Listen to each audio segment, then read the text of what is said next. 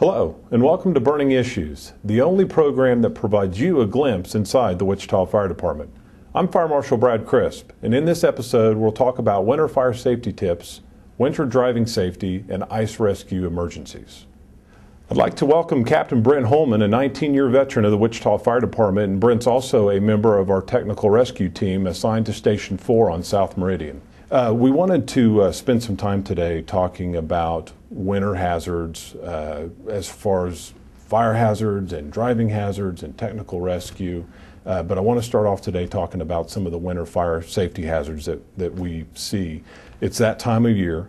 Home heating costs, fuel are going up. People are getting creative in ways that they're heating their home. And so I want to spend some time talking about some of the things that folks can do to keep their home safe. So let's start off with some of the general tips. Well, like you said, people are indoors a lot, struggling to stay warm, using space heaters, wood burn stoves. Fireplaces are used predominantly in the wintertime anyway. Right. So knowing most of our fires from fireplaces, they can be avoided if people just use a little bit of common sense. Fireplaces specifically, there's a couple of different hazards that people need to pay attention to. Their ashes and the construction of the fireplace. Why don't you talk a little bit about the ashes first? How do they take care of that stuff? Well, typically, the fires that we see from the ashes, people will clean out their fireplaces. Those ashes, kind of like the ashes in your barbecue grill, they can stay hot for days in there. So what happens typically is they'll clean it out, put it in a trash can, and a lot of times that trash can just happens to be sitting right next to their house. Right. Embers are still hot. Yep. Trash can catches on fire. Fire travels right up, gets in the soffit. Next thing you know, you got fire in your attic. Right. So, yeah. And 72 hours is the golden rule for ashes. Right. Leave them set for 72 hours before you try to discard them. And if you do shovel them out prior to that, don't put them in your trash can yet. Right. You can douse them with water, leave them out in the open, whatever. Metal bucket, something that's not combustible. Yeah. Okay, the fireplace construction itself, there's a couple of different kinds. There's the traditional kind with wood, brick, and then there's the inserts, which are metal. Right. What do people need to pay attention to as far as their brick wood burning fireplaces? They should be inspected annually. There's a lot of services out there, chimney sweeps and such. Right. They build up in the flue of them. If you're wood burners especially, the creosote builds up. What they can do, have somebody come in, take a look at it, check it for cracks, make sure it's bent correctly. The buildup of creosote in there, you can know if you have a problem. My father-in-law just had this problem the other day. He had a backup of heat from his fireplace. It got real hot in the living room. He was like, "What's going on?" And had the chimney sweep out, and he said, "You were close. Yeah, it needs too much creosote inside. Yeah, it helps to burn good wood. Oak, especially, real good burn wood. There's some other wood that burns hotter. There's some that has more pine is not that great. It tends to spit and stuff like that. Right. And speaking of the spitting in front of a fireplace, it's always good to have a screen. Keep the screen in front of it. Yeah, so. It's a spark arrestor. So it's something like a piece of pine wood that's burning, and it pops because there's stuff in there. Yeah. There's the sap. And most people with fireplaces that are wood burners have, burn spots in their carpet around it. Right. So, yeah, it's good to have the screen in front of the fireplace. You had mentioned cracks. Okay, that's an avenue for fire to travel outside of where it's supposed to go to. Cracks in the mortar, cracks in the brick. Cracks are also present in the metal inserts that people use because the metal heats up and expands. Sure. It cools down and contracts, and over time, those joints become weak, and you can get cracks in your fireplace box that can lead into those void spaces, which go directly to the attic. The heat will find the void space. Absolutely. It'll vent through there, and there's typically a chase in there. So the flue pipe is within some void spaces in your house, which leads straight to the attic. Right. So a lot of times if there's a chimney fire, the people inside the house don't even know it. Their neighbors are telling them, "Hey, your roof's on fire." Right. So yeah, because it's all up above. It's not in their living space. Right. So we need to have folks get their chimneys checked, get them cleaned, make sure the flues are clean. Right. Do a visual inspection of the fireplace box, or if it's brick or metal, either one. and keep that screen up in front and don't place things too close to the Right. to the fireplace. And then finally, I want to stress to folks that don't take those ashes out until they've set for Right. 3 or 4 days, Right. and throw them in the trash can. Yeah, they can be dangerous. Now with the wood burning stoves and the space heaters, they're getting used a lot more now too. A good rule of thumb is to maintain 3 feet Right. all around it, all the time. We see, especially with the floor furnaces. I know you've investigated probably hundreds of those. Mm-hmm. It seems like that first cold night we get, houses with floor furnaces, somebody will turn the thermostat up because there's a little chilly that night, and they've forgotten that they'd had a throw rug or they'd moved a couch or something over the grate of a floor furnace, and fire. Right. Yeah. Yeah, you've said 3 feet, and they're going to hear that a lot today, because Yeah. we're going to segue now into furnaces and floor furnaces, the upright standard furnaces that most folks have. We still need to maintain that 3-foot distance, but there's some other things that people need to do with their furnaces. I know we've been using them. It's already been cold outside, but we really need to check those things out. So what are some of the common tips that people can do to keep them safe? Well, they should call their service repairman, mm-hmm. and have him come out, just like your fireplace, have your furnace checked mm-hmm. in the fall before it gets cold, before you really need it. Because what usually happens, and when it gets really cold, those guys get real busy. Sure. Because people don't take the time to get them inspected, get them serviced, get them ready for the winter. So if they, just an ounce of prevention, basically, so you don't have to spend a cold night. Right. Yeah. Well, in the flute pipe deal, it's not exactly the same as the fireplace, but it still needs to be inspected. Sure. We've seen instances where over the summer, spring, and fall months, where flue pipes have become disconnected, and that's pumping carbon monoxide into their home. Sure, and that carbon monoxide, odorless, colorless gas that is deadly, and unfortunately, we lose people every year because of that. So, again, stressing the 3-foot clearance to your furnace, checking the flues. If you have a floor furnace or a floor heater or a wall heater, keeping things away from those, right. like couches, chairs, throw rugs, clothing. It's funny because in the summertime you don't think about it. No. Don't need it. They're not in use. So let's rearrange the living room. Right. And next thing you know, you got one backed up to it, and whether you know it or not, somebody else can flip the thermostat up. So let's talk a little bit about fixed space heaters, or portable space heaters for that matter. People have furnaces. Sometimes they want their room a little bit warmer. Right. Want to save a little money, so they set the home furnace temperature down a little bit. Right. We see fires with floor furnaces and space heaters. What can folks do to help avoid those tragedies? Well, again, the 3-foot clearance around it. A lot of people use those floor furnaces or the space heaters, right at the front of their rocking chair, right by their feet. Mm-hmm. Maybe they got a blanket on them, something like that. That it's too close to it. Right. Also, they typically get used with extension cords. Mm-hmm. If you can avoid the extension cord, by all means, do that. They draw a lot of energy, a lot of power, yeah. and the 69-cent extension cord that you picked up at the local hardware store is going to cut it. Right. It's going to fail. Yeah. Yeah. So, but all that, and little kids need to stay away. Just maintain the 3-foot clearance. Right. Kids, clothes, bed, chair, all those things need to stay away. Right. Don't drape your clothes over them to dry them.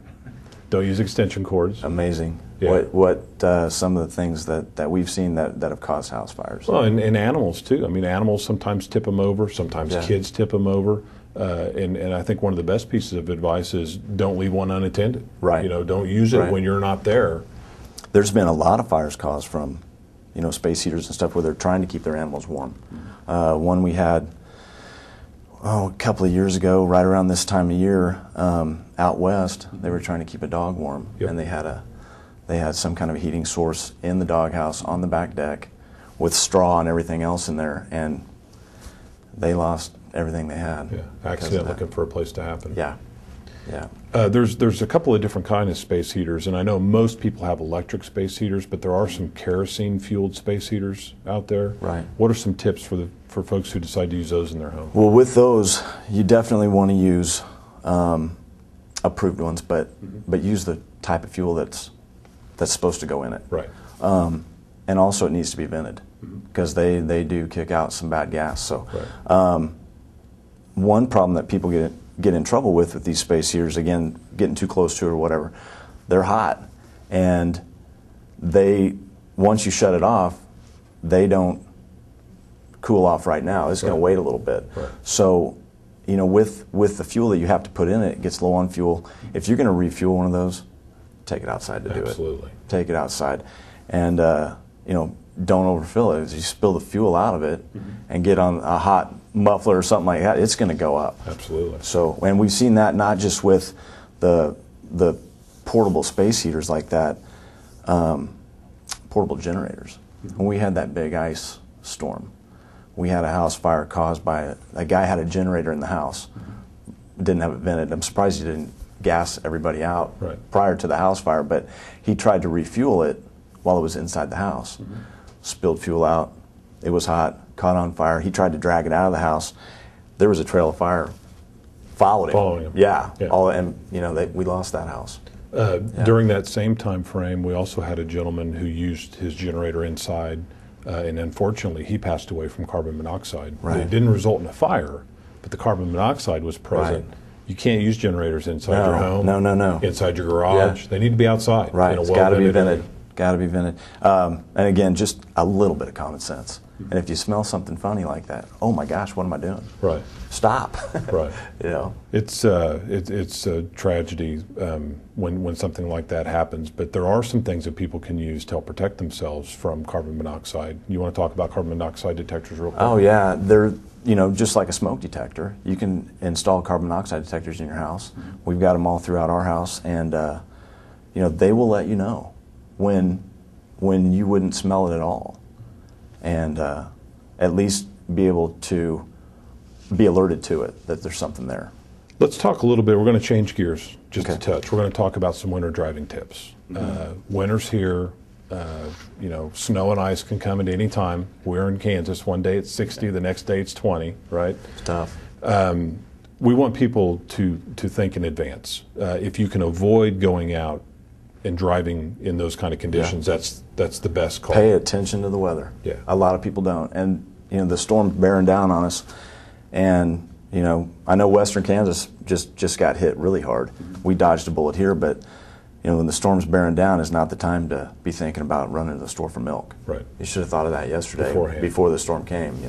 So paying attention to the weather is going to help. If you do have to venture out, right, you got to slow down. Yeah. Give yourself an out. I think a good rule of thumb is about 3 times the following distance that you would normally have on a car in front of you.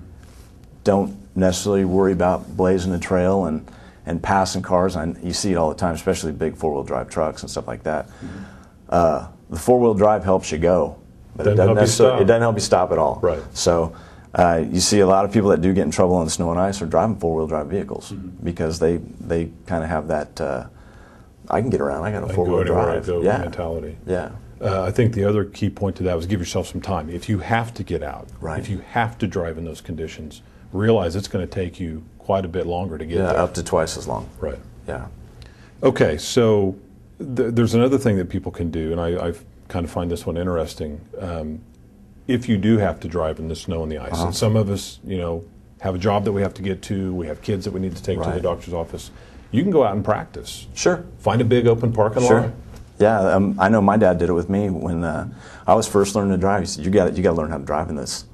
So yeah, we found a parking lot and went out and turned a few donuts and just kind of see what you can do with it. Now I'm not saying go out and just play in it like that, but it's good to practice it. You bet. Good to practice it, and just realizing that that saying over the river and through the woods. That's entirely possible when the roads are icy. You can find yourself. You might find yourself in that situation. You just might be there. Right. So, again, an ounce of prevention is worth its weight in gold. It really is. So somebody's made a decision to go out in the ice or in the snow, and maybe they've practiced, maybe they haven't, but they find themselves in a situation where they're starting to skid, they're starting to lose control. What do they need to do to try to regain control of their vehicle? Well, first thing you need to do is get your foot out of it. Let off the accelerator. Cut the power of the wheels. If you are skidding, you want to turn in the direction of the skid. That will hopefully straighten it back out. Now, it may fishtail a little bit after that too, and you may have to recorrect it. But turn in the direction of the skid, Right. and you should be okay. And it depends on if it's a front-wheel drive or rear-wheel drive or four-wheel drive vehicle. Right. All They react change up a little differently. bit. Yeah. And so practice. You have to practice it. Yeah. You definitely have to. And the one thing that you see is when it's icy out, somebody's going a little too fast. They try to stop. They hit, instead of gently applying the brakes early, they hit them late. They go into a skid. You see it all the time. Somebody's skidding. The wheel is cranked as hard as it can, trying to avoid what they're heading for, but they're sliding straight into it because once those wheels are sliding, they're sliding with the momentum of the vehicle. You bet. So, tapping the brakes. pumping them. If you don't have anti-lock brakes, you can pump them a little bit gently. The anti-lock brakes, they do it themselves. You can hear it. You can feel it. Right. It's funny. My wife always, there's something wrong with the brakes on this car. They're anti-lock brakes. They're clicking. They're supposed to do that in the snow and ice. So, yeah, they're doing their job. Of course, most everybody knows that bridges and overpasses freeze up first, and we've got a lot of those here in Wichita. Bunch. Yeah. The canal route is one thing that always comes to mind. Totally elevated. Right. Yeah. So be prepared for that. Right. Take time. Don't get out if you don't absolutely have to. Know that it's going to take more time to get there. Avoid bridges and overpasses if you can. Right. Slow it down. Right. Coming up to a bridge or an overpass, there's a lot of vehicles out there. I know on some rearview mirrors might have temperature gauges, and if it's getting close to freezing point, it'll say ice. Be careful for ice. There's some smart car type stuff. If you're coming up to a bridge or an overpass, you think that might be a problem, let off the gas and just roll over it. Okay, worst case scenario. Somebody's gotten out there, they get stuck. Right. They're off in the ditch. They're down on the side of the road, up and over the hills and through the woods. What does a person do then? Well, you need to do what you can to get unstuck. You can turn the wheels back and forth. You can shovel the snow out from underneath it. If your wheels are spinning and you're stuck, stop. Right. You're stuck. If your wheels are spinning, you're just digging it. You're digging yourself a deeper hole is what you're doing. So there's a number of ways to get unstuck. Rocking it from forward to reverse and trying to get it out yourself that way. If you get some good Samaritans to help, there's a bunch of folks out there that have tow straps that will help push your vehicle out. Employ that avenue first. It's not necessarily an emergency situation. You don't need to call 911. Right. You don't need to get us out there. Try to get unstuck yourself. Sure. You can throw sand under it. You can put a board under your tires. A number of things to get unstuck. We do want people to turn their hazard lights on if they're stuck. Yep. Because we don't want somebody coming up behind them and creating more of a problem. And if you are stuck and you're doing the things that you've described, pay attention to what's coming behind you. Sure. Because there could be somebody coming that's going to lose They may be control. sliding right into it. And we've had situations, well, the bridges especially. We respond up and down Kellogg, 235 and south of there. The bridges will be the first ones to ice up. We'll get our machines in a situation or a spot where we try to protect the scene when we're out on a car wreck or something like that, just so that nobody slides into us. If you do get stuck, and say you're on a long road trip out western Kansas especially, take blankets with you. Take extra coats. Yeah, something like that. To even food. You may have a couple of days out there. Some crackers. Right, something that's not perishable. Right. I just heard a story about a guy that was stuck in the mountains that had a 6-pack of beer, and he survived on it until he was found. So yeah, got to have water. Got to have something to hydrate your body with. Got to have some fuel for your body. Yep. Heaven forbid that should happen. I mean, if you're in Wichita, you're probably not going to be stuck there very long. No. But you may be there for several hours. Right. Until help can arrive. Right. Friends, a lot of people have the capability of using their cell phone to call tow trucks and agencies that help you with those kind of services. But be mindful when folks are out there and they're stuck that they need help, and turn on your hazard lights, stay with your vehicle, and help will be on the way. Yeah, it's best to try and avoid the situation before you put yourself in it. We're going to transition now into ice safety. It gets cold here in Kansas. Sometimes it's cold for a while, and rivers, ponds, lakes, things like that start icing up. And there's some things that folks need to know. Obviously, we know you're part of the technical rescue team. One of your responsibilities in that is ice and water rescue. And I know you guys do some training to prepare for the winter conditions. So let's talk about the training aspect first, and then we'll talk about some things that people need to be mindful of as things start to ice over. Well, we'll do both surface and subsurface ice rescue. We've got the equipment to be able to do that. Most people don't. We recently did our checkout in the pool for our dry suits, so we're ready to scuba dive under the ice if we have to. We have exposure suits that once we get some good ice, we'll go out and play on it. And I say play on it, but play means practice. Practice and training on it, yeah. And some of the suits that we have, we're not feeling the cold, but if you don't have the right equipment, you can be in big trouble on the ice. My advice is to just stay off of it. Right. There's so many people get in trouble with it just because they want to go out and slide on the ice and play on it, stuff like that. Kids especially, they're drawn to it. The ice needs to be really thick. In Kansas, the ice is very unpredictable. Like a day last week, it got down into the teens. A couple days later, it was in the 60s. Right. That ruins any kind of ice that's around. So it's best just to stay off of it, stay away from it. Now there's guys that like to waterfowl hunt. There's ice fishermen. They need to realize that if they're going to go on the ice, first of all, they need to be with somebody. Absolutely. Don't ever go by yourself. Never go alone. Right. And if they do go on the ice, they need to have some sort of life jacket. We call them PFDs. So that if they do go in, they have some buoyancy to them. So I know a lot of waterfowl hunters get in trouble. They've got their waders, they're putting their decoys out, they're breaking ice. They want the ice out of the way because the ducks and geese come into open water. Sure. And if they step off into a little bit of a hole, they fill their waders up, they're in big trouble. Right. Big trouble. And that's where if we go on the ice, any of our guys, we're taking our bunker gear and stuff off because it's no different than having a set of waders on you that fills up with water. You're in big trouble. You mentioned never going out alone, but you also mentioned the personal flotation devices. Right. It's not like the old orange ones that go around your head. No, there's some. They make some really good ones. Oh, that, sure. One, it can provide you warmth. Right. Because you're out in those It's conditions. a vest.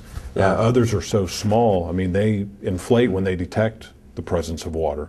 So they're small. It's not real cumbersome. It's not like you're out there. A lot of guys like don't choose to wear them, but I mean they're low profile enough that you can wear them underneath, your camo stuff, underneath all your winter clothes, not too restrictive. One thing that we also wanted to mention is the use of proper footwear. If you make a decision to go on the ice and you've decided that it's safe and you're going to go do these things, fish, play, ice skate, hunt, whatever, the footwear part's really important because of slip and falls. Well, yeah, most of the ice problems that we encounter are falls, and it hurts. It's rock stuff. solid. Yeah, right? yeah. It's like laying on concrete. Sure it is. There is footwear that you can wear. I know we've been issued some stuff called yak tracks. Little spikes for the bottom of your shoes, things like that. They slip right on over the top of your shoes. 5 seconds. You got fantastic footing on the ice. Yeah. Very important because concussions, broken limbs. Oh yeah. Again, anything can happen when you're on the ice. That's why hockey players wear helmets. Right. Yeah, the ice is hard. They're not out there in bathing suits. Yeah. And we see, like I said, the ice is unpredictable. If we typically try to read it a little bit.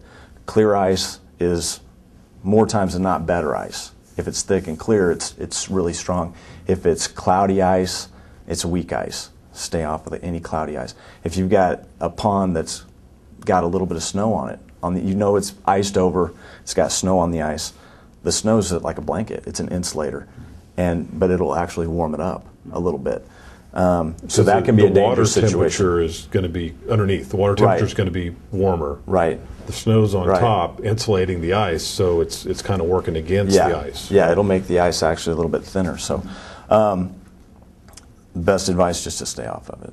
Right. We see some where, like I said, the waterfowl, and there's a lot of it around Wichita. A lot of neighborhood lakes and stuff like that. The waterfowl like the open water. we've seen some ice where it was 6 or 8 inches thick in one spot, and 20 or 30 yards in another spot, it was an inch thick, because the geese and the ducks, they work on it. Yeah, they work on it. So you can have real good ice in one spot, and then all of a sudden have really bad ice. Do we typically get ice thick enough for people to take their vehicles out on? Because you see that on programs up north. Yeah, that's more, North Minnesota, North Dakota, things like that. Those people that are doing the ice fishing and stuff like that. Now, we do, I know, have some times where we probably could. Not a good idea.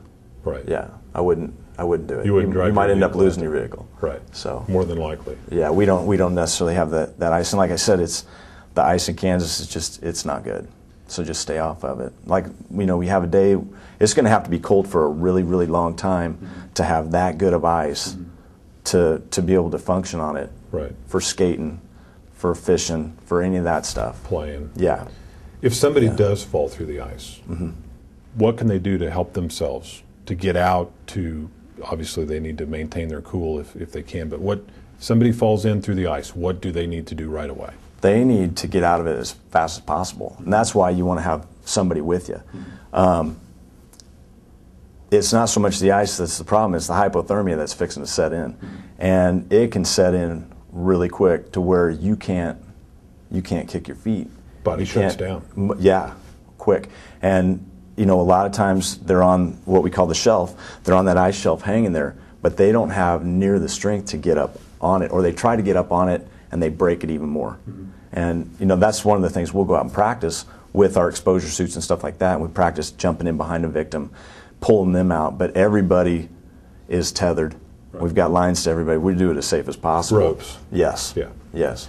If you're out with a buddy and you fall through the ice, I mean, obviously, you need to try to get him out. Right. If you approach that hole, you could be in trouble with them, right? Oh, yeah. So using a long tree branch or a piece of rope, you got a 10, 12-foot piece of rope in your pocket. If you know you're going ice fishing or waterfowling, have that some stuff, equipment. Be ready. Yeah, yeah. We use the term reach, throw, row, and go.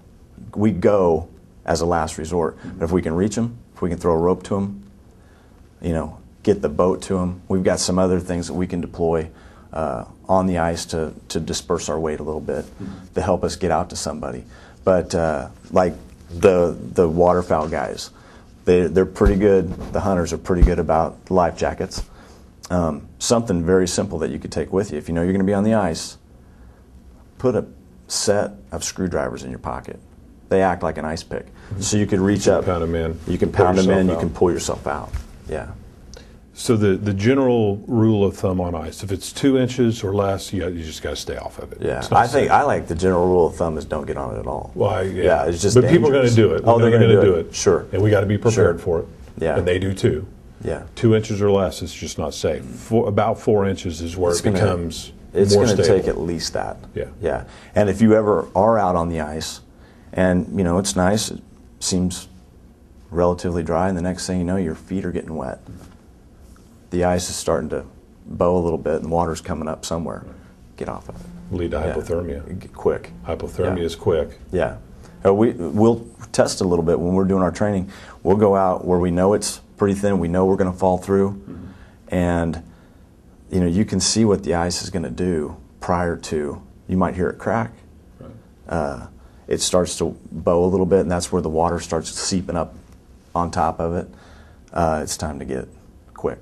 Well, Brent, we appreciate you coming in and sharing this information about the winter month safety tips, space heaters, floor furnaces, fireplaces, all those things. Also, the tips you provided for going out on the ice and driving in the snow and the ice conditions. Really appreciate your time. Good. Thanks for having me. Keep everybody safe. Try to. All right. Thanks, Brent. All right, buddy. Thanks. That concludes this episode of Burning Issues. Our mission is to provide our community excellent proactive fire and life safety services through prevention, education, and protection. Remember, Wichita firefighters are highly trained professionals who are your friends and neighbors. They are Wichita's bravest, and they're somewhere serving you every day.